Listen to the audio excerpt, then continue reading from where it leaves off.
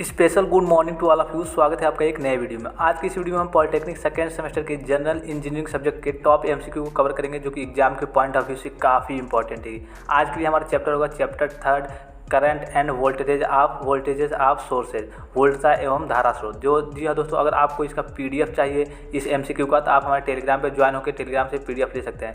और दोस्तों एक और बात बता दूँ, आप कई बच्चे ये सोच रहे हैं कि हम चीटिंग के भरोसे बैठे हुए हैं, हमारा चीटिंग से काम चल जाएगा। दोस्तों अगर आप चीटिंग के भरोसे बैठे हैं तो हो सकता है कहीं बैठे ही रह जाए, उठ ना पाए, ठीक है। तो आप एमसीक्यू को भी थोड़े थोड़े पढ़ते रहिए कि आपकी तैयारी थोड़ी थोड़ी होती रही। देखिए किसी भी जंग के लिए दो हथियार चाहिए। जैसे मान लीजिए कि आप चीटिंग करने जा रहे हैं, चीटिंग आपका मान लीजिए कि बंदूक है, ठीक है, और आप थोड़ा थोड़ा वीडियो देख के एमसीक्यू पढ़ रहे हैं, वो आपका तलवार है। तो देखिए आप जब एग्जाम में जाएंगे, हो सके बीटीपी ऐसे ही मतलब दिक्कत में हैरान में उसकी बोर्ड की बदनामी हो रही, तो वो कुछ स्ट्रिक्ट रूल लगा दे, तो आप अगर चीटिंग ना कर पाएँ, मान लीजिए कि आपकी बंदूक की गोली खत्म हो जाए, तो आप अपने शाही तलवार से उस एग्जाम का मुकाबला सही तरीके से करेंगे, ठीक है। तो आप ज़्यादा से ज़्यादा वीडियो देखते रहिए मतलब, और बढ़िया तरीके से आप अपने से भी स्टडी करते रहिए। तो चलिए हम वीडियो को पहले स्टार्ट करते हैं। और वीडियो को स्टार्ट करने से पहले हम थोड़े इसके कॉन्सेप्ट, इस चैप्टर के बारे में जो कॉन्सेप्ट हैं वोल्टेज और धारा के मतलब जो भी कॉन्सेप्ट हैं इस चैप्टर से, वो हम आपको थोड़ी थोड़ी जैसे डिफिनीशन हो गया इसका, और अदरवाइज जो इंपॉर्टेंट चीज़ें हो गई वो हम आपको बता देना है, ठीक है। उसके बाद हम अपने एमसीक्यू को स्टार्ट करेंगे।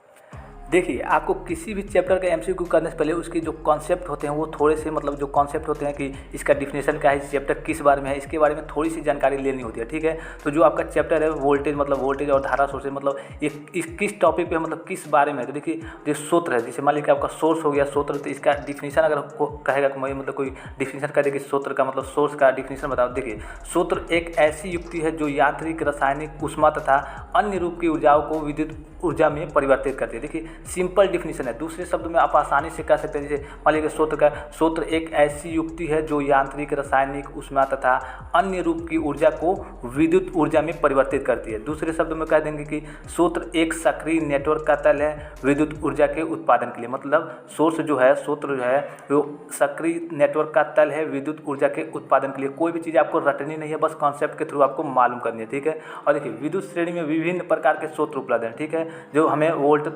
वोल्टेज सूत्र तथा धारा सूत्र इस चैप्टर में पढ़ना है, वही जो मेन है, ठीक है। अब देखिए वोल्टेज सूत्र ईएमएफ के रूप में कार्य करता है। मतलब ईएमएफ मतलब इलेक्ट्रोमैग्नेटिक फोर्स, विद्युत वाहक बल के रूप में कार्य करता है। और तथा आपका जो धारा सोर्स है, तो धारा सोर्स धारा के रूप में ही कार्य करती है। अब देखिए जो वोल्टेज सोर्स है और धारा सूत्र है, इसके कितने प्रकार होते हैं। तो देखिए ये तो हम वीडियो में अपने कंसेप्ट के थ्रू देख लेंगे, लेकिन जो वोल्टेज सोर्स होता है इसका डिफिनीशन आपसे पूछ जाएगा, तो डिफिनीशन क्या होगा। देखिए वोल्टेज सोर्स वह सोर्स जो अपने सिरों पर एक निश्चित वोल्टेज प्रदान करता है, वोल्टेज सोर्स कहलाता है। अब इसी प्रकार देखिए आप करंट सोर्स मतलब धारा सोर्स का डिफिनीशन जब कोई पूछ दे, चाहे आपको मालूम ना हो तो आप जान लीजिए धारा सोर्स का डिफिनीशन क्या होता है। वह सोर्स मतलब वह स्रोत जो किसी सर्किट में एक निश्चित धारा प्रदान करता है, करंट सोर्स कहलाता है। वह स्रोत जो किसी सर्किट में या फिर परिपथ में एक निश्चित धारा प्रदान करता है, करंट सोर्स कहलाता है। और इसके प्रकार होते हैं, जैसे मान लीजिए कि वोल्टेज सोर्स हो गया, तो वोल्टेज सोर्स के दो प्रकार होंगे, आदर्श वोल्टेज सोर्स और व्यवहारिक वोल्टेज सोर्स। इसी प्रकार धारा सोर्स हो गया मतलब करंट सोर्स हो गया, तो इसके भी दो प्रकार होंगे, आदर्श धारा स्रोत और व्यवहारिक धारा स्रोत। देखिए ये कॉन्सेप्टली चीज़ें आपको मालूम रहनी चाहिए, तभी आप एमसीक्यू को आगे के एमसीक्यू को हल करेंगे। और उसको जैसे ये जो चैप्टर है आपको ये थ्योरी बेस्ड है थोड़ा, मतलब इसमें थ्योरी है, न्यूमेरिकल ज़्यादा नहीं है। तो चलिए हम अपने एमसीक्यू वीडियो को स्टार्ट करते हैं।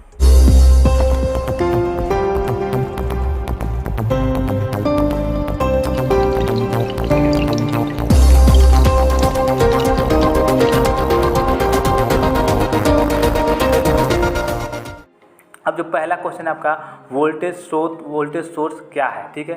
ये इसका आंसर क्या होगा।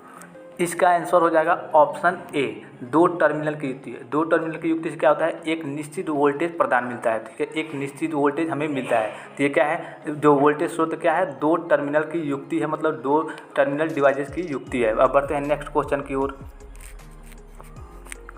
नेक्स्ट क्वेश्चन है वोल्टता स्रोत कहलाता है। जो वोल्टता स्रोत है आपका क्या कहलाता है, तो ऑप्शन सी इसका राइट आंसर हो जाएगा आदर्श वोल्टता। इसको आप याद रखिएगा, इंपॉर्टेंट पे याद रखिएगा, वोल्टता स्रोत कहलाता है, आदर्श वोल्टता भी कहलाता है। बढ़ते हैं नेक्स्ट क्वेश्चन की ओर। नेक्स्ट क्वेश्चन है वोल्टेज स्रोत, मतलब वोल्टेज सोर्स के आंतरिक प्रतिरोध का मान कितना होता है। दोस्तों हाँ, ऐसे क्वेश्चन, इस टाइप के क्वेश्चन ज़्यादा चांसेस है कि आपके एग्जाम में आएंगे। तो इस टाइप के क्वेश्चन को आप थोड़ा मतलब ट्रिकी से याद रखिएगा, इसलिए कि देखिए काफ़ी सारे चैप्टर में जो जीरो अनंत वाले ऐसे करके कई सारे, जैसे आंतरिक प्रतिरोध, इसका बाह्य प्रतिरोध कितना होता है, इसका मान कितना होता है, इस टाइप के कई सारे मतलब चैप्टर में कई सारे क्वेश्चन है। तो आप कॉन्सेप्टली इसको याद रखिएगा। देखिए क्वेश्चन क्या कह रहा है, वोल्टेज सोर्स, मतलब वोल्टेज सोर्स के आंतरिक प्रतिरोध का मान कितना होता है। तो इसका ऑप्शन कौन सा आ जाएगा, ऑप्शन सी 0। इसका ऑप्शन हो जाएगा ऑप्शन सी 0 होता है। ठीक है, बढ़ते हैं अब नेक्स्ट क्वेश्चन की ओर। नेक्स्ट क्वेश्चन है स्थिर धारा स्रोत किस सिद्धांत पर कार्य करता है। देखिए स्थिर धारा स्रोत, धारा स्रोत के बारे में कह रहा है। अभी तक इसके पिछला क्वेश्चन था वो वोल्टेज स्रोत पर था, अब ये धारा स्रोत पे है। स्थिर धारा स्रोत किस सिद्धांत पर कार्य करता है, तो इसका ऑप्शन हो जाएगा ऑप्शन सी, विद्युत धारा विभाजन पर ये कार्य करता है। ठीक है, वोल्टेज विभाजन नहीं होगा, देखिए इसमें धारा दिया है धारा स्रोत, तो विद्युत धारा विभाजन पर ये कार्य करता है। ठीक है, तो बढ़ते हैं नेक्स्ट क्वेश्चन की ओर। नेक्स्ट क्वेश्चन है जहाँ प्रतिरोध कम होगा वहाँ विद्युत धारा बहेगी। ऑप्शन दिया है कम, अधिक, कोई प्रभाव नहीं पड़ेगा, इनमें से कोई नहीं। तो ऑप्शन देखिए, ऑप्शन इसका कौन सा हो जाएगा, इसका ऑप्शन हो जाएगा ऑप्शन बी, जहाँ प्रतिरोध कम होगा। सॉरी, देखिए ऑप्शन बी, जहाँ प्रतिरोध कम होगा वहाँ विद्युत धारा क्या होगी, अधिक प्रवाहित होगी। ठीक है, बढ़ते हैं अब नेक्स्ट क्वेश्चन की ओर। नेक्स्ट क्वेश्चन है स्थिर धारा स्रोत क्या है। नेक्स्ट क्वेश्चन क्या है, स्थिर धारा स्रोत क्या है। तो स्थिर धारा स्रोत क्या है, विद्युत शक्ति जनित है। स्थिर धारा स्रोत क्या है, विद्युत शक्ति जनित है। ठीक है, देखिए चुंबकीय शक्ति जनित नहीं होगा, स्थिर धारा जनित नहीं होगा, विद्युत शक्ति जनित है। स्थिर धारा स्रोत क्या है, विद्युत धारा, मतलब विद्युत धारा शक्ति जनित है। ठीक है, बढ़ते हैं नेक्स्ट क्वेश्चन की ओर। नेक्स्ट क्वेश्चन है धारा स्रोत, करंट सोर्स कितने प्रकार के होते हैं। देखिए इसको भी आप इंपॉर्टेंट की कैटेगरी में रखिएगा। ठीक है, तो इसका कौन सा ऑप्शन हो जाएगा, इसका ऑप्शन हो जाएगा ए, 2 प्रकार के होते हैं। और वो दोनों कौन कौन से प्रकार होते हैं उसको भी जान लीजिए। स्वतंत्र धारा स्रोत, मतलब स्वतंत्र धारा सोर्स, इंडिपेंडेंट करंट सोर्स, और नियंत्रित धारा स्रोत, डिपेंडेंट करंट सोर्स। ठीक है, इन दोनों को आप याद रखिएगा, दोनों इंपॉर्टेंट है कि धारा स्रोत कितने प्रकार के होते हैं, ये पूछ सकता है। 2 प्रकार के होते हैं, कौन कौन से होते हैं, स्वतंत्र धारा स्रोत, इंडिपेंडेंट करंट सोर्स, और नियंत्रित धारा स्रोत, डिपेंडेंट करंट सोर्स। ठीक है, अब बढ़ते हैं नेक्स्ट क्वेश्चन की ओर। आप कॉन्सेप्ट के थ्रू क्वेश्चन को याद भी करते चलिएगा, इसलिए कि देखिए एक बार आप बस देख लेंगे तो आपके एमसीक्यू जब एग्जाम में आएंगे तो आप आसानी से उसको कर लेंगे। ठीक है, आपको याद रहेगा। बढ़ते हैं नेक्स्ट क्वेश्चन की ओर।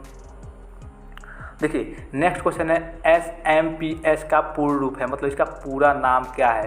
तो इसका कौन सा ऑप्शन रहेगा, इसका ऑप्शन हो जाएगा option number C, switch mode power supply. देखिए इसको भी याद रखिएगा, इस चैप्टर में 2-3 मतलब है जो इसका फुल फॉर्म, मतलब शॉर्ट फॉर्म में दिया जाता है, उसका फुल फॉर्म भी आपसे पूछ सकता है। तो SMPS का पूर्ण नाम क्या है, स्विच मोड पावर सप्लाई। अब बढ़ते हैं नेक्स्ट क्वेश्चन की ओर।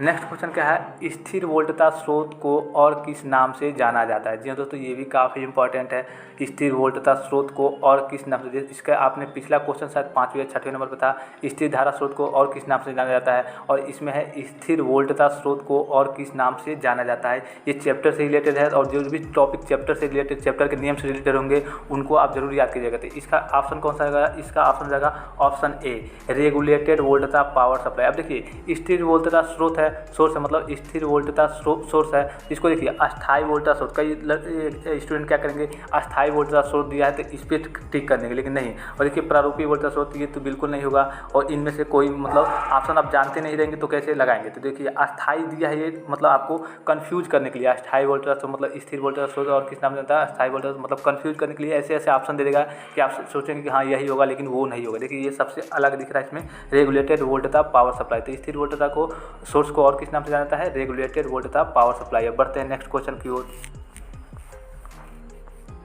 अब देखिए डायोड के बारे में क्वेश्चन आ गया, डायोड धारा को कितनी दिशा में बहने की अनुमति देता है। आपको डायोड के बारे में आप पढ़े होंगे, PN संधि डायोड, MPN संधि डायोड, मतलब काफ़ी सारे डायोड। तो डायोड के धारा कितनी दिशा में बहने की अनुमति देता है, केवल एक दिशा में, मतलब केवल एक ही दिशा में बहने की अनुमति देता है। अब बढ़ते हैं नेक्स्ट क्वेश्चन की ओर।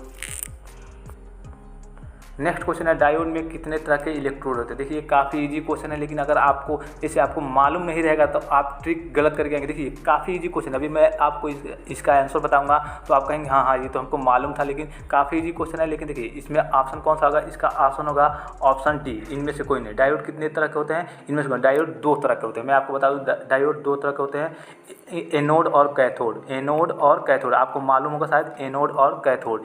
एनोड पे प्लस होता है, एनोड पे प्लस होता है, और कैथोड पे माइनस होता है। आपको याद होगा हमेशा धारा एनोड से कैथोड की ओर बहती है, ठीक है। ये ट्रिक आप याद कर लीजिएगा। एनोड और कैथोड। डायोड कितने तरह के होते हैं? ये डायोड में कितने तरह के इलेक्ट्रोड होते हैं?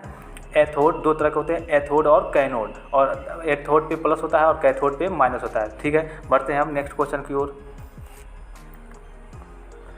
नेक्स्ट क्वेश्चन है बीजेटी का पूरा नाम क्या है? देखिए ये काफ़ी इंपॉर्टेंट है, ये भी इसी चैप्टर से टॉपिक है और एक ट्रांजिस्टर का नाम है। आपको मालूम होगा सबसे पहले जब हम लोग फ़ोन में जो फ़ोन चलाते थे या फिर इलेक्ट्रॉनिक डिवाइस बनते थे, पहले वैक्यूम ट्यूब से बने, ठीक है। उसके बाद से ट्रांजिस्टर का यूज हुआ, उसके बाद से आईसी का यूज हुआ। पहले वैक्यूम ट्यूब मतलब पहले तो वैक्यूम ट्यूब से बने, फिर ट्रांजिस्टर आया, पहले वैक्यूम ट्यूब आया, फिर ट्रांजिस्टर आया और फिर से आईसी आया, जो कि आईसी अभी तक चल रहा है। आईसी का वर्जन आता है नया। तो आईसी से काफ़ी आसान काम होता है, छोटा सा डिवाइस होता है, उसमें काफ़ी सारी मतलब सिंबल्स मतलब इन्फॉर्मेशन रहती है, सब चीज़ उसमें आ जाती है, ठीक है। तो देखिए ये क्या पूछ रहा है, बीजेटी का पूरा नाम क्या है? तो इसका सही ऑप्शन कौन सा हो जाएगा? इसका सही ऑप्शन हो जाएगा option A, bipolar junction transistor. Bipolar junction transistor. बढ़ते हैं नेक्स्ट क्वेश्चन की ओर।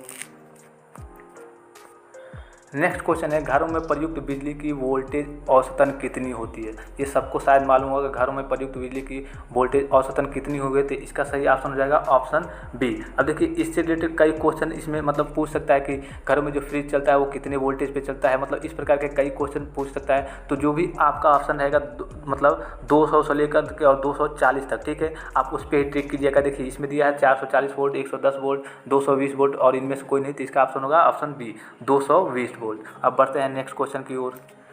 नेक्स्ट क्वेश्चन को बताने से पहले एक बार मैं आपको और बता दूं कि इसका पीडीएफ आपको टेलीग्राम पे मिल जाएगा और काफ़ी सारे जितने भी सब्जेक्ट हैं सबका चैप्टर वाइज पीडीएफ वहाँ पे दिया गया है। आप जाके ऊपर की ओर स्लाइड करेंगे तो वहाँ पे आपको पीडीएफ मिल जाएगा और काफ़ी सारी इन्फॉर्मेशन मतलब वहाँ पे टेलीग्राम पे मिलती हैं। तो आप हमारे टेलीग्राम और हो सके तो इंस्टाग्राम को भी ज्वाइन कर लीजिएगा। उस पर ऑनलाइन एग्जाम कैसे देते हैं, चीटिंग ट्रिक थोड़ी मतलब उस पर बताई गई। तो आप देखिए आप दोनों को ज्वाइन कर लेंगे तो लेटेस्ट इन्फॉर्मेशन आपके पास पहुँचती रहेगी, ठीक है। अब ज्वाइन कर लेंगे इसलिए कि अब आपको पीडीएफ की काफ़ी ज़्यादा जरूरत है। पीडीएफ से मैं जो पीडीएफ देता हूँ वहाँ पे उसमें आंसर की नहीं रहता है, इसलिए आंसर की नहीं देता हूं कि आप प्रैक्टिस करेंगे वहां से और यहां से कॉन्सेप्ट बाय कॉन्सेप्ट देखेंगे कि इसका आंसर क्या होगा, तो आपको समझ में आएगा और आपको भूलने की संभावना कम रहेगी। आप मतलब आप भूलेंगे नहीं।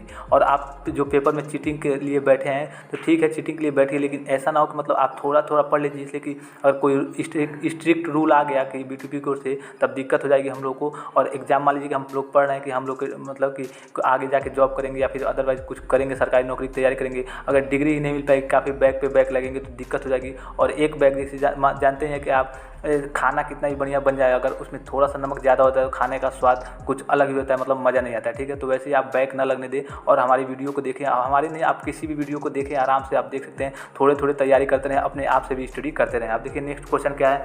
नेक्स्ट क्वेश्चन है डीसी वोल्टेज स्रोत का उदाहरण है, मतलब डीसी वोल्टेज, डीसी का फुल फॉर्म क्या होता है? Direct current. Direct current voltage source का उदाहरण क्या है? तो इसका ऑप्शन कौन सा हो जाएगा? ऑप्शन डी, ये सभी। देखिए बैटरी भी है वो डीसी वोल्टेज का उदाहरण है, सेल है वो भी डीसी का उदाहरण है, इसमें तो दिया ही है डीसी जनरेटर, ठीक है। तो ऑप्शन कौन सा हो जाएगा? ऑप्शन डी हो जाएगा, ये सभी। अब बढ़ते हैं नेक्स्ट क्वेश्चन की ओर। नेक्स्ट क्वेश्चन है व्यवहारिक वोल्टेज स्रोत का आंतरिक प्रतिरोध कितना होता है? देखिए ये भी काफ़ी इंपॉर्टेंट है। देखिए मैं एक बात बताना शायद आपको भूल गया, शायद बताया भी हूँ कि जो आपके सोर्स होते हैं मतलब स्रोत होते हैं जो इस चैप्टर में हम पढ़ रहे हैं वो दो होते हैं, वोल्टेज सोर्स और धारा सोर्स मतलब करंट सोर्स। अब देखिए वोल्टेज सोर्स शायद मतलब मैंने आपको बताया कि वोल्टेज सोर्स के दो पार्ट होते हैं, मतलब दो भाग होते हैं, आदर्श वोल्टेज सोर्स और व्यवहारिक वोल्टेज सोर्स। इसी तरह धारा सोर्स के भी दो पार्ट होते हैं, आदर्श धारा स्रोत और व्यवहारिक धारा सोर्स, ठीक है। तो इसको आप याद रखिएगा। अब देखिए इसमें क्या पूछा है क्वेश्चन में, व्यवहारिक वोल्टेज स्रोत का आंतरिक प्रतिरोध कितना होता है? तो इसका ऑप्शन कौन सा हो जाएगा? ऑप्शन सी, बहुत कम। देखिए इसमें ना जीरो होता है, ठीक है, जीरो से कुछ अधिक होता है और ना अनंत तक जाता है, मतलब बहुत कम होता है, ठीक है। तो ये ऑप्शन नहीं रहेगा, ये ऑप्शन ये आला आपका क्वेश्चन मैंने ऊपर करा दिया है कि जो धारा स्रोत का आंतरिक प्रतिरोध कितना होता है, तो जीरो होता है। तो इसमें दिया है व्यवहारिक वोल्टेज सोर्स का आंतरिक प्रतिरोध कितना होता है, तो बहुत कम होता है, मतलब जीरो भी नहीं होता है और अनंत तक भी, मतलब बहुत कम होता है, ना के बराबर होता है। तो इसका ऑप्शन हो जाएगा बहुत कम, मतलब सी इसका राइट आंसर हो जाएगा। अब बढ़ते हैं नेक्स्ट और लास्ट क्वेश्चन की ओर। जो कि आपका कमेंट क्वेश्चन रहेगा। अब देखिए आपका कमेंट क्वेश्चन क्या है, फुल फॉर्म ऑफ आईसी, मतलब आईसी का फुल फॉर्म है। इन्वेंटेड सर्किट ए में दिया है, बी में दिया है इंडिकेटेड सर्किट, सी में दिया है इंटीग्रेटेड सर्किट और डी में दिया है इंपोर्टेड सर्किट। तो इसका ऑप्शन अगर आपको मालूम होगा तो आप हमें कमेंट बॉक्स में कमेंट करके ज़रूर बताइएगा। और किसी भी इन्फॉर्मेशन के लिए या फिर कोई भी किसी भी सब्जेक्ट का पीडीएफ चाहिए या फिर अदरवाइज जो भी इन्फॉर्मेशन चाहिए, आप हमारे टेलीग्राम पे ज्वाइन हो सकते हैं या फिर इंस्टाग्राम पे जाके पर्सनल और प्राइवेट मैसेज कर सकते हैं। आपकी मतलब जो भी जानकारी चाहिए आपको दे दी जाएगी, ठीक है। अगर वीडियो अच्छी लगी हो तो लाइक, सब्सक्राइब और शेयर करना ना भूलिएगा। धन्यवाद, थैंक्स फॉर वॉचिंग। मिलते हैं अगले वीडियो में, और जो अगला वीडियो होगा आपका हो सके कि अप्लाइड मैकेनिक्स से हो या फिर इसी का नेक्स्ट चैप्टर हो, ठीक है। मिलते हैं अगले वीडियो में। धन्यवाद, थैंक्स फॉर वॉचिंग।